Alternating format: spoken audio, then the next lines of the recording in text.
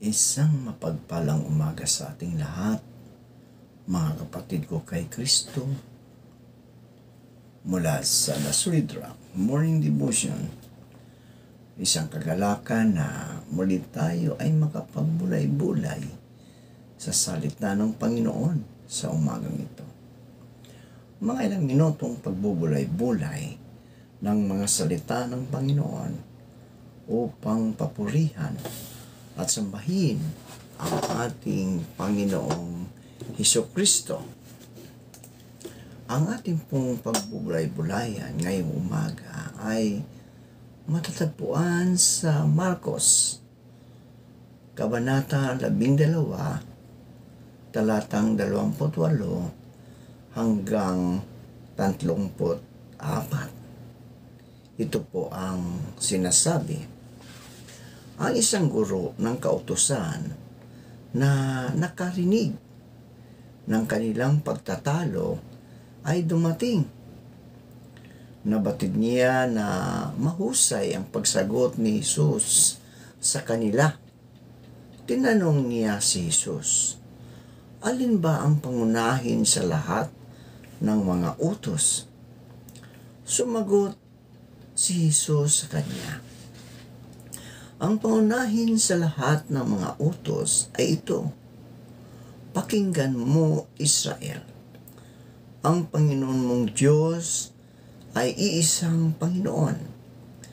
Ibigin mo ang Panginoon mong Diyos ng buong puso mo at ng buong kaluluwa mo at ng buong pag-iisip mo at ng buong lakas mo. Ito ang unang utos. Ang ikalawang utos ay tulad nito, ibigin mo ang iyong kapwa tulad ng iyong sarili. Walang ibang utos na higit na dakila pa sa mga ito. Sinabi sa kanya ng guro ng kautusan, Guro, mahusay ang pagkakasabi mo. Naaayon sa katotohanan ang sinabi mo na iisa ang Diyos at wala nang iba maliban sa Kanya. Tama ka nang sabihin mo, ibigin siya ng buong puso at ng buong pangunawa at ng buong kaluluwa at ng buong lakas. At ibigin mo ang iyong kapwa katulad ng iyong sarili. Ito ay higit na mahalaga kaysa lahat ng mga handog na susunugin at manghain. Nang makita ni Jesus na sumagot siyang may katalinuhan, sinabi niya ang mga ito sa kanya, hindi ka malayo sa paghahari ng Diyos. Mula noon, ay wala nang naglakas loob na magtanong sa kanya. Pinagpala na po tayo sa pagkabasa at pagkarinig ng kanyang mga salita. Tayo po ay manalangin. Ama naming Diyos na makapangyarihan sa lahat, naririto muli ang iyong mga anak upang pasalamatan ka, Panginoon, sa isang gabing nagdaan sa aming mga buhay na kami ay iyong iniingatan sa aming pagtulog. Maraming salamat, O Diyos, sa muli mong paggising sa amin, sa muli mong pagbibigay ng buhay, ng lakas at ng karunungan upang kami, O Diyos, ay patuloy na humarap sa hamon ng buhay dito sa mundong aming ginagalawan. Panginoong Hesus, sa umagang ito, aming inilalapit sa inyo ang aming bansa, ang bansang Pilipinas. Naway pagpalain mo ang bansang Pilipinas, O Diyos. Naway ang aming ekonomiya ay maayos, Panginoon. Dahil tumaas ang lahat, Panginoon, dahil sa pagtaas ng langis, ng aming bayan.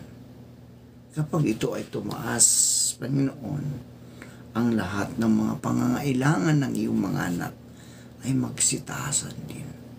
Kaya, O Lord, dalangin ko na Ikaw, O Diyos, ang maghari sa bawat puso ng mga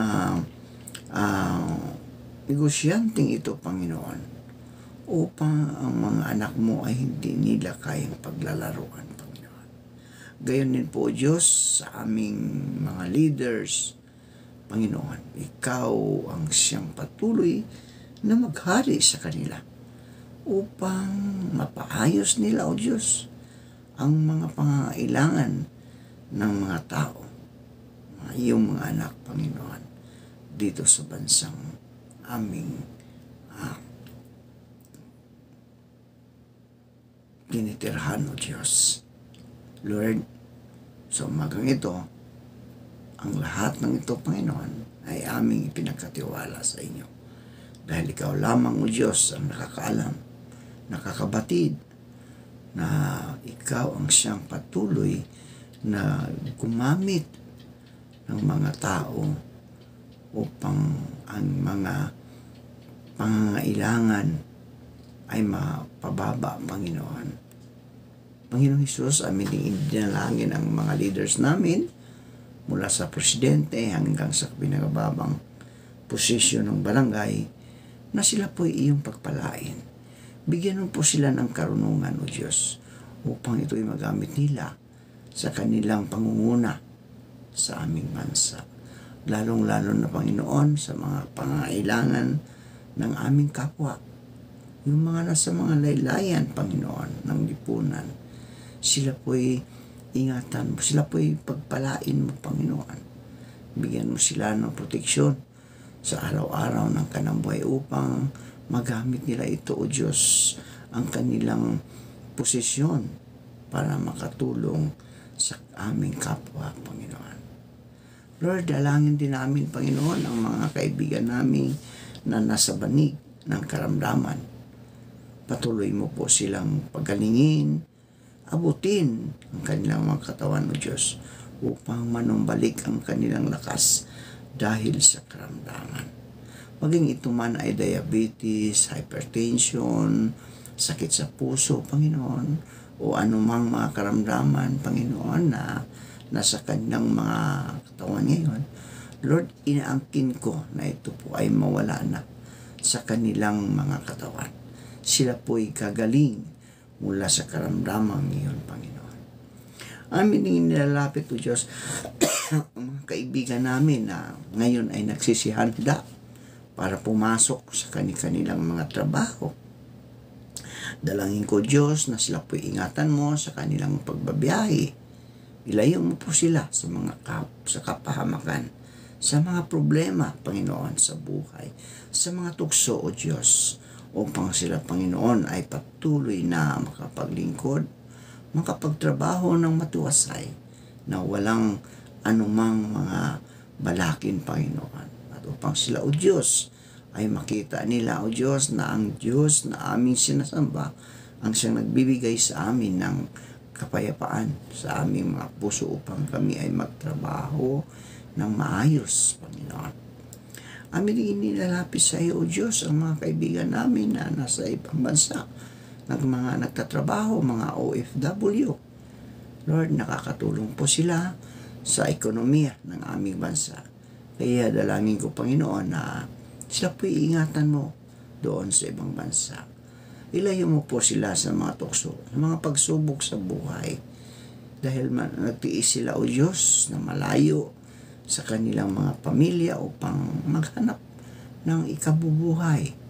Maghanap ng upang matustusan nila ang mga pangangailangan ng kanilang pamilya, Panginoon. Kaya, Lord, dalangin ko na sila po'y iyong ingatan doon. Ilayo sa mga pagsubok sa buhay. Amin din nilalapit sa iyo ang mga matatanda. Panginoong Hesus, ingatan mo po ang mga matatanda, Panginoon. Lalong-lalo na, Panginoon, dahil sila po ay prone sa mga karamdaman. Mahina ng mga katawan ng mga isang matanda, Panginoon, isang senior citizen. Kaya dalangin ko, O Diyos, na palakasin mo po ang kanilang katawan. Dalangin ko na anuman ang mga pangangailangan ng mga kaibigan naming mga senior citizen, Panginoon, ay sila po iyong bigyan ng kalakasan, Panginoon, upang sila, O Lord, ay patuloy na makapaglingkod sa kanilang kapwa sa pamagitan ng kanilang mga experience sa buhay. Lord, maraming salamat po. Ang lahat ng ito ay aking inaangkin sa matamis na pangalan ni Jesucristo na aming Diyos at tagapagligtas. Amen. Ang pangunahing utos. Yun po ang pamagat ng ating pagbubulay-bulayan ngayong umaga. Maalala natin na ang tanda ng tipanan ni Moses at ang ating Diyos ay ang 10 utos na naglalayon na ipadama sa mga Israelita na lagi nilang kasama ang Diyos, na naglalayo na mamuhay sila sang-ayon sa kanyang banal na kalooban. Sa aklat ng Deuteronomio ay nakapaloob ang turo sa mga magulang ng mga kaparaanan upang matiyak na ang kautusan na mahalin si Yahweh at sambahin siya ay magiging bahagi ng paglaki, at kung magkaganoon, ang kautusan ay magiging bahagi ng kanilang paglalakbay. Ang naturang kautusan, mga kaibigan, na nabanggit sa aralin sa Lumang Tipan ay tinatawag na Shema. Sa aralin ng Bagong Tipan, isang iskriba ang nagtanong. Tama.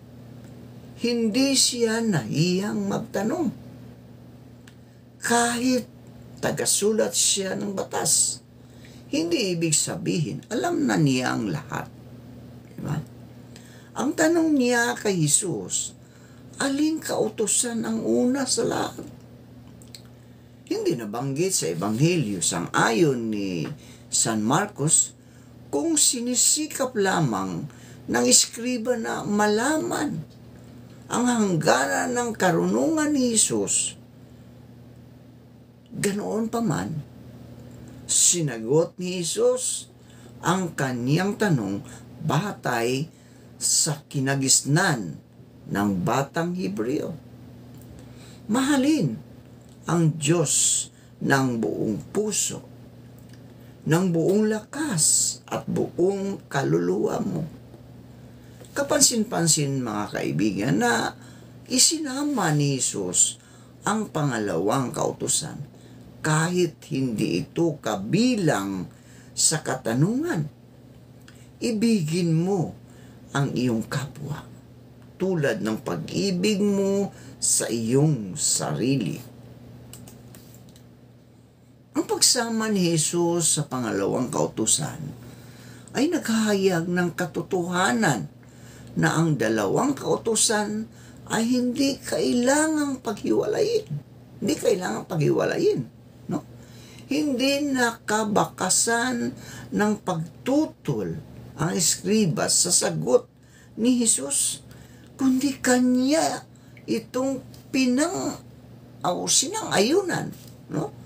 Sinayang-ayunan ang sagot ni Jesus at ipinahayag na mas mabuti o mas mahalaga ang dalawang naturang kautusan kaysa paghahain ng mga handog na susunugin.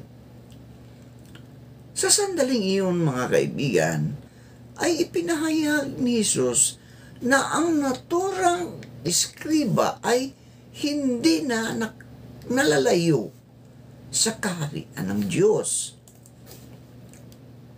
Ang nilalaman ng ating mga aralin sa Lumang Tipan at sa Bagong Tipan ay naglalarawan ng pinakamahalagang utos ng Diyos Pangunahin na ang pag-ibig sa sima at sa 10 utos ng Diyos. Wika ng isang awit ng Papuri Singers, pag-ibig lang ang susi ng lahat. Diba? Kung mayroon man na dapat maging mapanibuhuin o siloso, dapat ang Diyos lamang.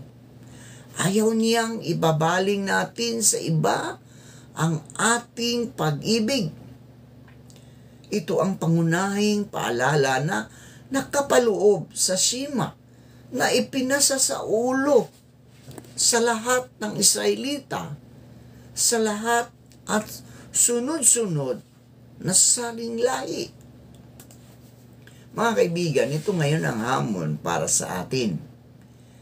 Ipinaparecite ito sa lahat ng panahon at sitwasyon at literal na isinusulat sa mga pangpulupot na leader strip sa mga kamay at bisig at inilalagay sa mga phylacteries o napakaliit na kahon na pwedeng paglagyan ng piraso ng kasulatan at itinali sa noo. Ito'y kapahayagan na ang pagkilala at pag-ibig sa Diyos ay malapit sa puso at isip ng isang tao. Nagtanong kay Jesus ang isang eskriba na dalubhasa sa kautusan kung ano ang pinakamahalagang utos. Si Jesus naman ay lumaki sa gabay ng pananampalataya ng mga Hudyo. Alam niya ang kanyang isasagot. Kaya't sinabi niya sa eskriba, ito ang pinakamahalagang utos. Pakinggan mo, o Israel. Ang Panginoon na ating Diyos, siya lamang ang Panginoon. Ibigin mo ang Panginoon mong Diyos ng buong puso, buong kaluluwa, buong pag-iisip at buong lakas. Mapapansin na idinagdag ni Jesus ang buong pag-iisip. Dagdag pa rito ay isinama rin ni Jesus na dapat ding ibigin ang kapwa gaya ng pag-ibig ng tao sa kanyang sarili. Wala ito sa sima, ngunit mahalagang isama ito sapagkat ang 10 utos ay nahahati sa 2 pangkat. Ang unang 4 na utos ay nakatuon sa Diyos. Ang unang 4 na utos ay nakatuon sa Diyos. At ang huling 6 na utos ay nakatuon sa tao. Napakahalaga ng Shema at ng 10 Commandments para sa lahat ng mga mananampalataya sapagkat dito nakapaloob ang ating nararapat na pagsamba at tamang pagkilala sa Diyos. Ano ang pinakamahalagang utos ng Diyos, mga kaibigan? Ang pinakamahalagang utos ng Diyos ay ibigin mo ang Panginoon mong Diyos ng buong puso mo, buong kaluluwa mo, buong pag-iisip mo at buong lakas. Ito'y nakatuon, ang unang 4 na utos ay nakatuon sa Diyos ayon sa Exodo 20, 1-17.